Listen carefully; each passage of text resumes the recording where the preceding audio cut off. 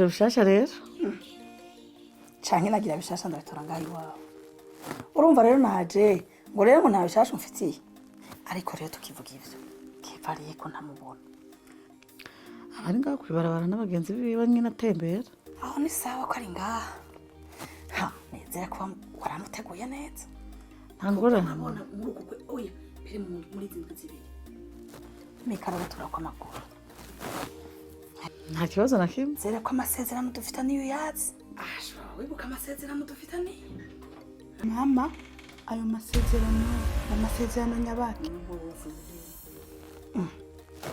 ku mwana murundi shaka mureke none ko bizoruhukira kumenyekana oya iyi ngeso kuvuriza abantu bariko baraganira niyo nakunda none nk'uyo ngeso we wayikuye hehe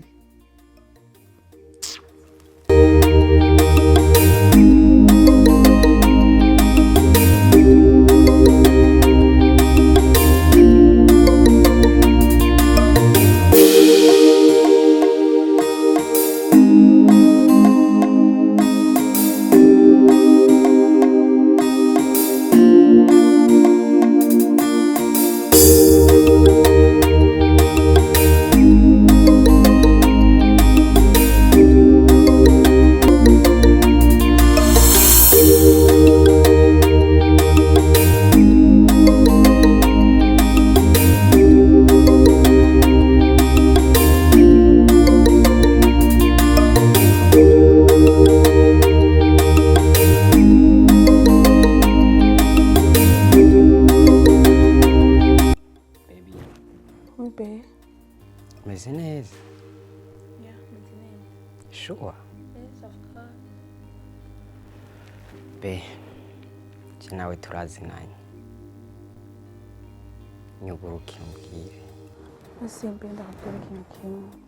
Muri uno muryango hariko haba ibintu vyinshi bibazo. Niyo mpamvu ubona ntameze neza. Dore, ndabizi. Ibyo uriko uracamo n'ingene gerageza kugira ngo ubone umuryango wawe umeze neza. Ariko turagerageza ku buryo bitakugira ko ingaruka mbi. Kuko nanje urazi ko bitonyorohereza. Ikindi uze wibuka yuko nanje ndahari ku bwawe. Merci pe. mama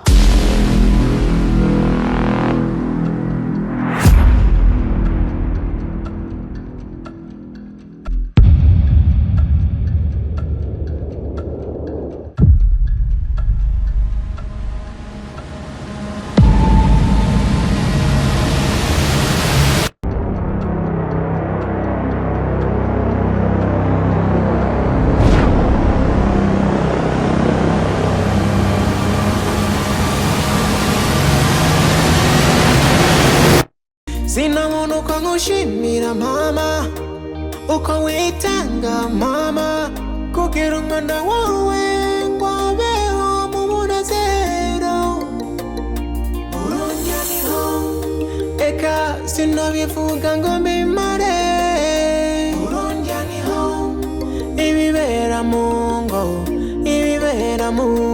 urunjaniho ntuzobona abantu baryohewe hanze ibibera mu ngo n'amayobera ariko rimwe na rimwe ababyeyi mudushira imisaraba ku mitwe mukadupanga. Oui, mama. sawa Yego ni nta kibazo ufise happy mama nta na kimwe. oya shanda bizi muri iyo minsi nta mwanya wo kwenda kurongera ko bivanye na kajya kazi nkora ariko ndashaka umenye ko ndahari ku bwawe siko ariko rero jewe ndakwitegereza mu menga meze neza Nakubwiye ko meze neza. Sinavuga ko atakibazo na kimwe mfise. aho uri mukuri sawa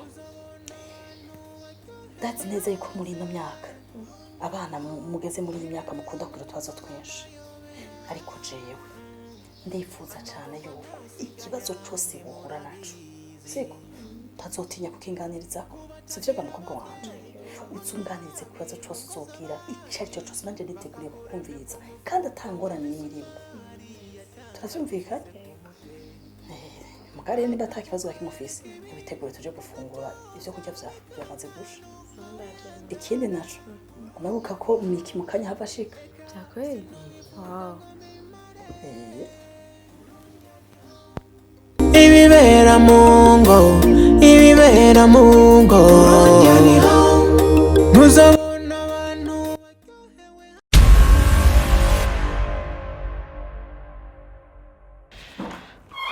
Anjye ibyo utadodoye. Kuko ibyo utadodoye. None ubu arakuraba. Kuko kwanza genda ndabira ahantu mama ari utuzumbwire. Genda unyarukirize utuzumbwire ibindi turabivugana. Okay. Mama yaragiye mu cyumba. Sawa rero genda urabe neza ahantu hari utugaruka tuvugana. Okay. Reka ndakurabe. Genda ndabire utuzumbwire.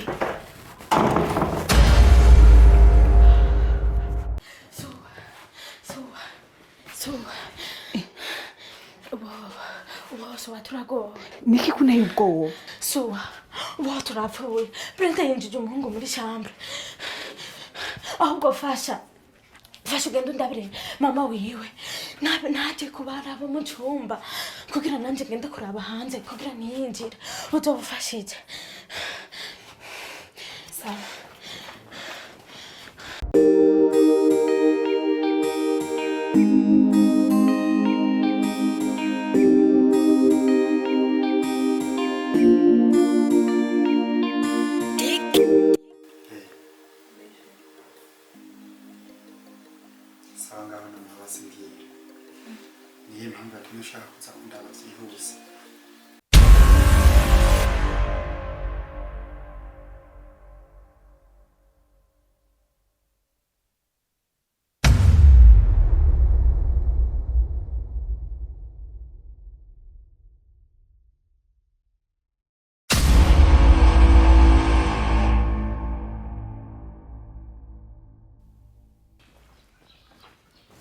Mabuja.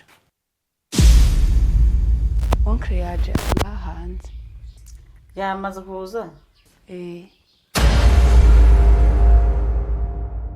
Ashabe. Nziko ngi. What? Tumve rero ko ari mukubutsa. Hari misisigaye. Mama yarabimbwiye. Sineza ko amakuru uvuga yafise igihamya. Mama yarabimbwiye kandi mama ndamutse.